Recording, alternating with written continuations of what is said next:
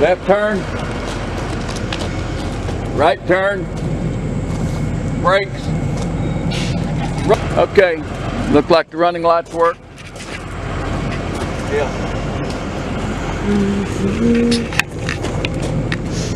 All down the sides they're working.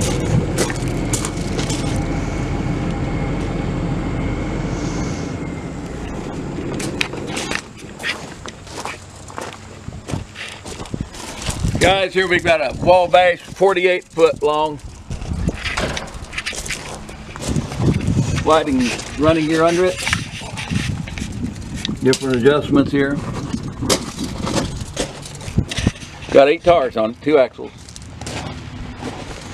It's 8 foot 3 inches wide, 9 foot 2 inches tall. That's the clearance. And it's also the truck is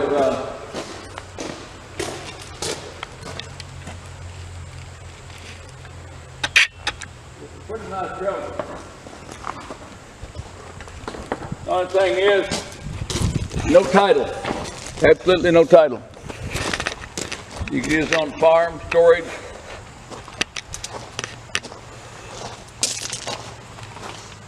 It's got aluminum sides on it, looks like. Not all banged up.